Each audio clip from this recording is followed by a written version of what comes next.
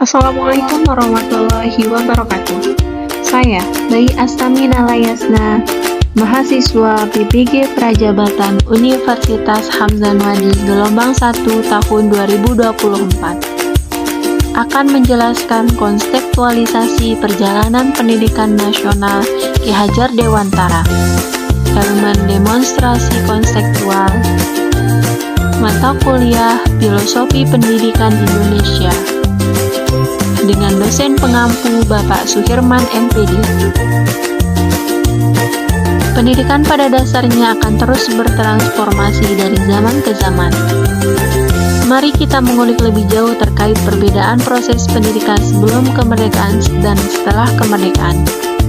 Pertama, pendidikan zaman kolonial diselenggarakan hanya untuk menulis, membaca, dan menghitung seperlunya, dan hanya dikhususkan untuk calon pegawai serta rakyat yang menjadi pembantu dalam mendukung usaha dagang pemerintah Hindia Belanda. 2. Pendidikan sebelum kemerdekaan. Pada tahun 1845, berdiri Sekolah Bumi Putra yang dikhususkan untuk calon-calon pegawai. Pada tahun 1908, berdirinya organisasi Budi Utomo. Pada tahun 1922, berdirinya Taman Siswa oleh Ki Hajar Dewantara di Yogyakarta sebagai sebuah gerbang emas kemerdekaan dan kebebasan kebudayaan. Perjalanan pendidikan nasional tentunya tidak lepas dari peran tokoh-tokoh pendidik. Ada banyak tokoh-tokoh pendidikan, diantaranya yaitu Ki Hajar Dewantara, tokoh pembaharu yang sangat penting dan berjasa dalam perjalanan pendidikan nasional. Berdirinya Taman Siswa menjadi awal dari visi, misi, serta tujuan pendidikan Ki Hajar Dewantara untuk memerdekakan bangsanya melalui pendidikan dan mengubah sistem pendidikan kolonial menjadi sistem pendidikan nasional. Sejalan dengan pemikiran Ki Hajar Dewantara dalam membebaskan belenggu sistem pendidikan kolonial, Raden Ajeng Kartini sebagai tokoh wanita yang tercatat dalam buku Habis Gelap Terbitlah Terang pada awal abad ke-20 juga memprakarsai perkumpulan dan memajukan pendidikan perempuan.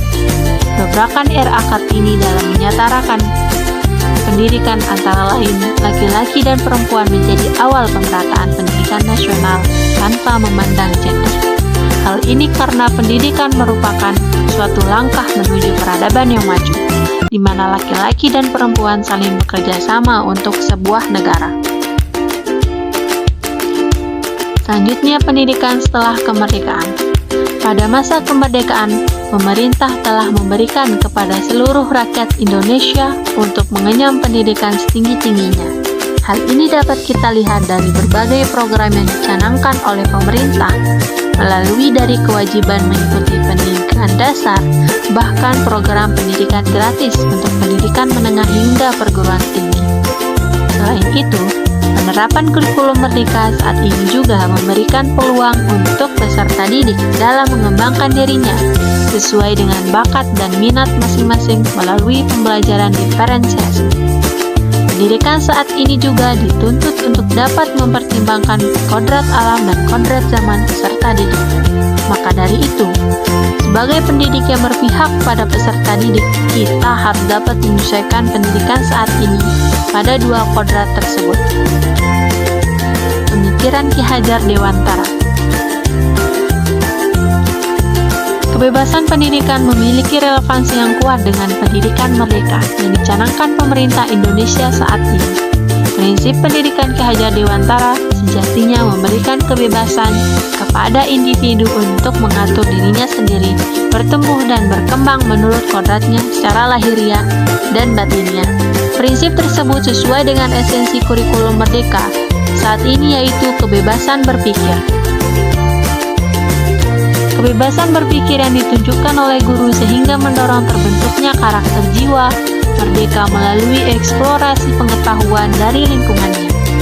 Pembelajaran berpihak pada peserta didik diharapkan mampu menciptakan karakter profil pelajar Pancasila dalam 6 dimensi, yaitu: pertama, beriman, bertakwa kepada Tuhan Yang Maha Esa dan berakhlak mulia.